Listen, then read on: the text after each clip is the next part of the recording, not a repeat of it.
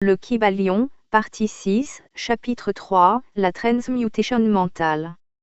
L'esprit, de même que les métaux et les éléments, peut passer d'un état à un état différent, d'un degré à un autre, d'une condition à une autre, d'un pôle à un autre pôle, d'une vibration à une autre vibration. La vraie transmutation hermétique est un art mental. Comme nous l'avons déjà dit, les hermétistes ont été les premiers alchimistes, les premiers astrologues et les premiers psychologues, et c'est Hermès qui a été le fondateur de toutes ces écoles de la pensée. De l'astrologie est sortie l'astronomie moderne, de l'alchimie est sortie la chimie moderne, de la psychologie mystique est née la psychologie de nos écoles. Mais on ne doit pas supposer que les anciens ignoraient et que les écoles modernes croient leurs propriétés spéciales et exclusives. Les hiéroglyphes gravés sur les monuments de l'ancienne Égypte prouvent, de toute évidence, que les anciens avaient une connaissance parfaite de l'astronomie. D'ailleurs, les pyramides ont été construites dans le but de servir à l'étude de cette science. Ils n'ignoraient pas non plus la chimie. En effet, les fragments des écritures anciennes qui sont parvenus jusqu'à nous montrent qu'il était familier avec les propriétés chimiques des corps. À vrai dire, les anciennes théories concernant la physique sont lentement vérifiées par les découvertes toutes récentes de la science moderne, surtout en ce qui concerne la constitution de la matière. Il n'est pas non plus permis de supposer qu'il ignorait les découvertes soi-disant modernes en psychologie, bien au contraire, les Égyptiens étaient particulièrement érudits en sciences psychologiques, surtout dans les branches que les écoles modernes ignorent encore mais qui, malgré tout, commencent à paraître au jour sous le nom de sciences psychiques. Celles-ci rendent bien perplexes les philosophes d'aujourd'hui, mais ils commencent cependant à admettre qu'il pourrait bien, après tout, y avoir quelque vérité en elles.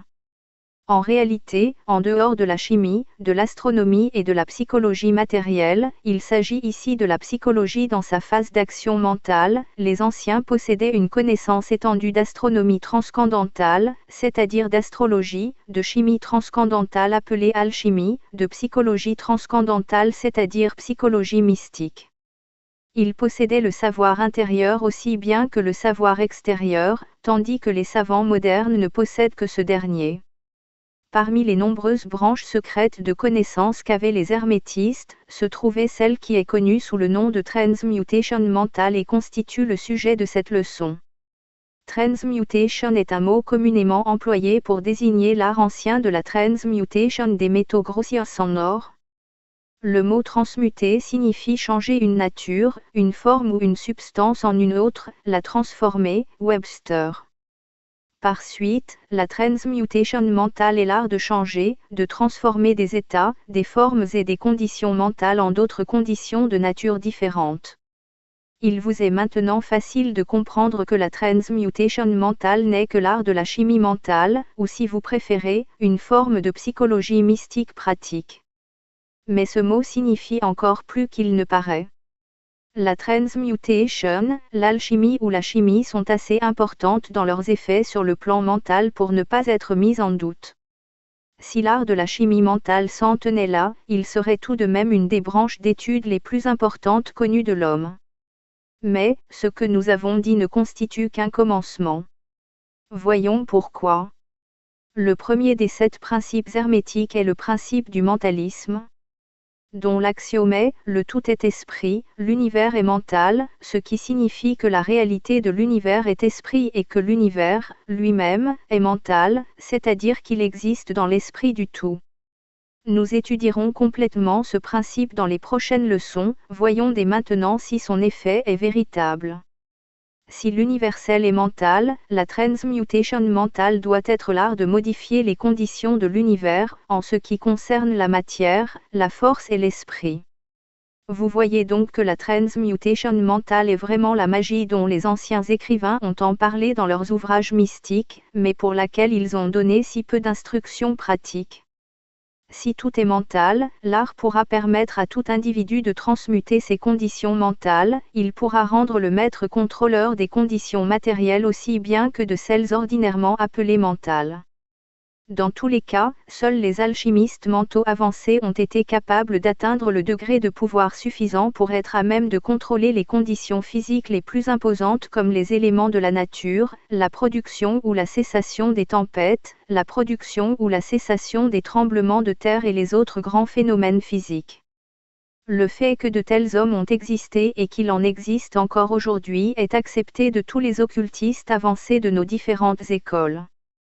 Que les maîtres existent et qu'il est en leur possession ces pouvoirs, les meilleurs professeurs l'affirment à leurs élèves, ayant vu des faits, des exemples qui les justifient dans de telles croyances et de telles affirmations. Ces maîtres ne font pas une exhibition publique de leur pouvoir, au contraire, ils s'isolent des foules dans le but de suivre plus consciencieusement le chemin de l'idéal. Nous mentionnons leur existence à cet endroit de notre livre, pour appeler votre attention sur le fait que leur pouvoir est entièrement mental, et qu'il agit en suivant les lois de la transmutation mentale supérieure et du principe hermétique du mentalisme. L'univers est mental.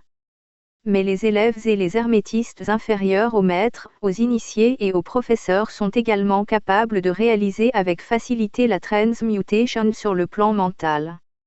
En résumé, tout ce que nous appelons phénomène psychique, influence mentale, science mentale, phénomène de pensée nouvelle, etc., obéit aux mêmes lois générales, de quelque nom qu'on désigne le phénomène, il n'y a jamais qu'un seul principe invoqué.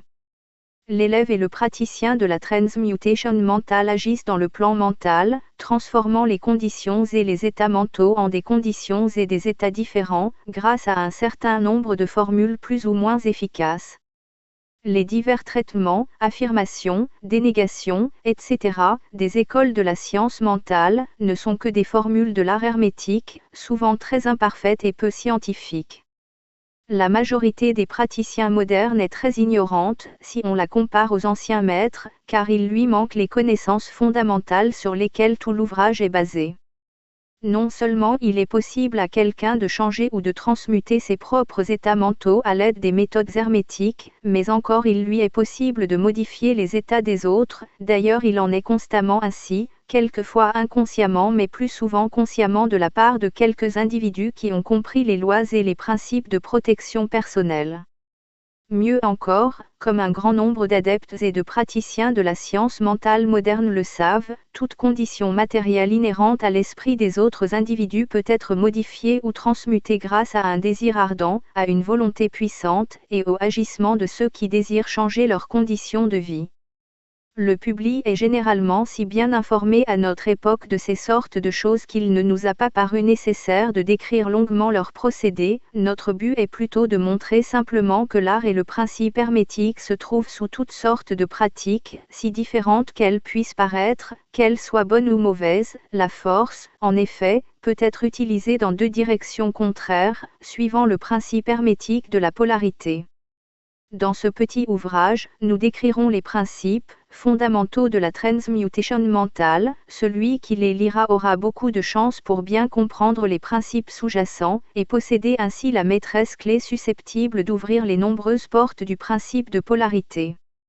Nous allons continuer maintenant par l'étude du premier des 7 principes hermétiques, le principe du mentalisme, qui explique la vérité que le tout est esprit, l'univers est mental, selon les paroles du Kybalion.